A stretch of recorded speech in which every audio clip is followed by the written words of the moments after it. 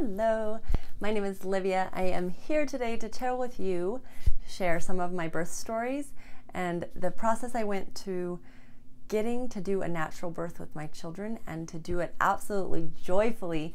And hopefully by the end, if you're wanting to do a natural childbirth, that you will have the confidence to do so and knowing that you're totally equipped for this.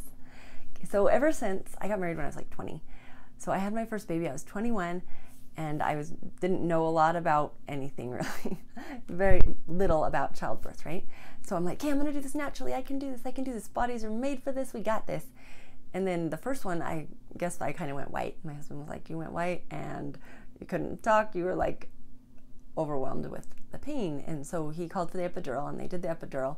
And then the next time, I like, remember last time, we'll get the epidural. Remember last time, we'll do the epidural. And so for my first 3 kids, I did do the epidural. And then the week before I had my 4th child, I found my journal because I have a birth journal. This is a super awesome tip that I would definitely recommend to everyone. I just get one of those little tiny like dollar store journals, and it's my birth journal for each child. So I can write down, this is what I'm experiencing through the pregnancy. I went to the doctor's office, this is what they told me. So I kind of have like a running log of this experience with this pregnancy with this child.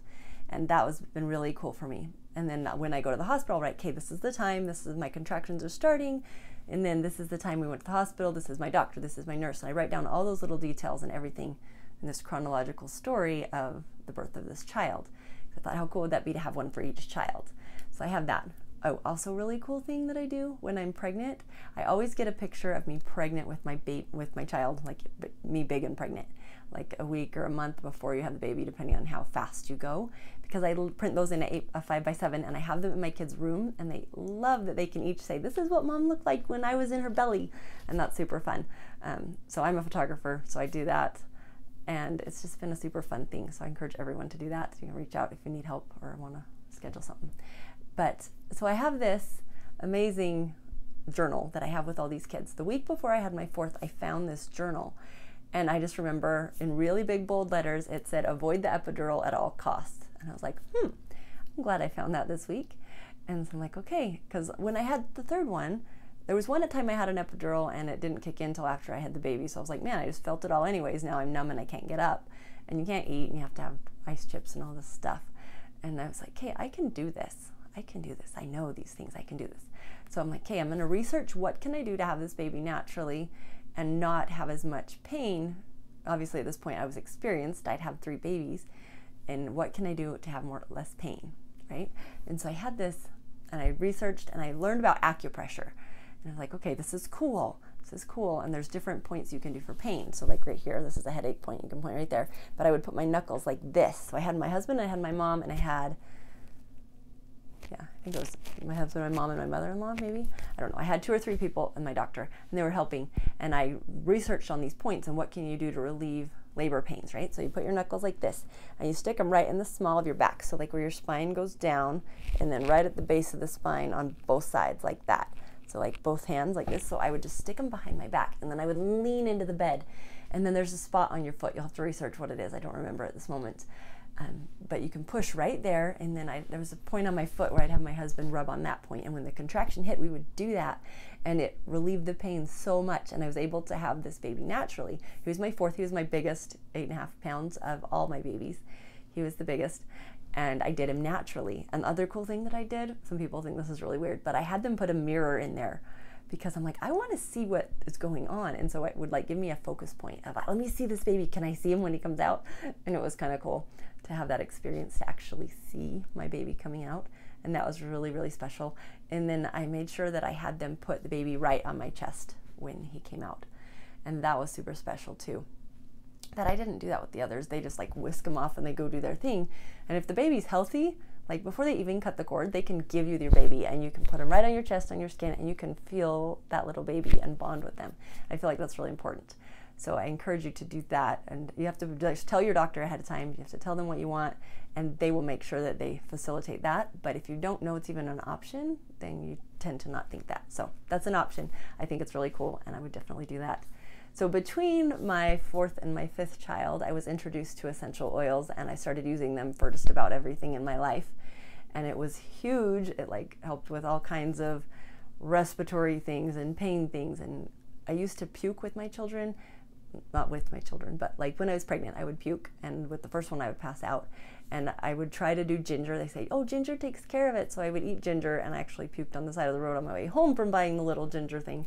And I was like, oh, it's too strong. And I learned that essential oils can help with this, and it helped me. I couldn't do the ginger because I had such a weird reaction with it the first time. Actually, let me see. This one is not orange, but they look like this in a little bottle. So I would take the wild orange and I just rub it right here. So you go from your ear down to your jawline and just like this.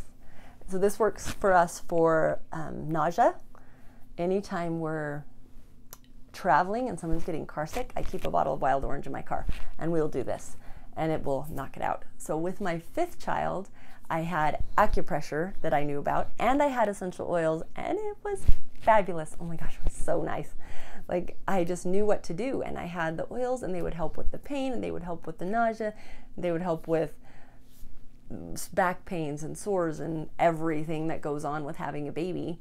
All of it I could take care of with my essential oils, and it was so nice because I didn't want to take the meds, and you can't take Tylenol, you can't take ibuprofen after 3rd trimester because it thins your blood. And I'm like, okay, and I can't do this. And all these things, I was able to use acupressure and able to use essential oils and get through the whole thing. And it was the most beautiful, amazing pregnancy ever. And everything was happier.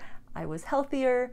I got to the point where I had my baby 20 minutes before he was born. I was sitting at the hospital room, like happy and laughing and talking to people. And I just remember my husband looked at me and he says, will you act like you're having a baby? And I was like, if I feel this great, I'm like seriously not going back. Like, I'm gonna love this moment.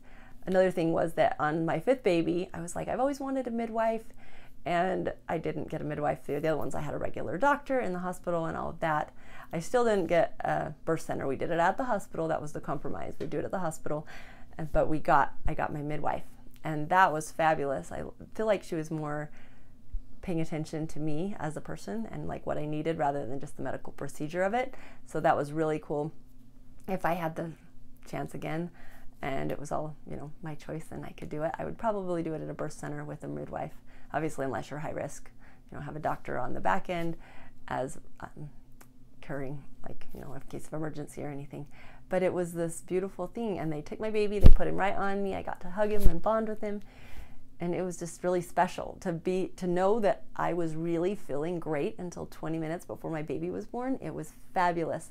So if you don't already have those in your tool belt of, let me be prepared for this baby, do acupressure, do essential oils. If you need any help with any of that, I'm happy to talk to you. So you can find me at learnlivefly.com and just go ahead and hit the contact form and you can find me there. And there's all kinds of links for other good resources and things that will help you, not necessarily birth related, but life in general if you want more happiness.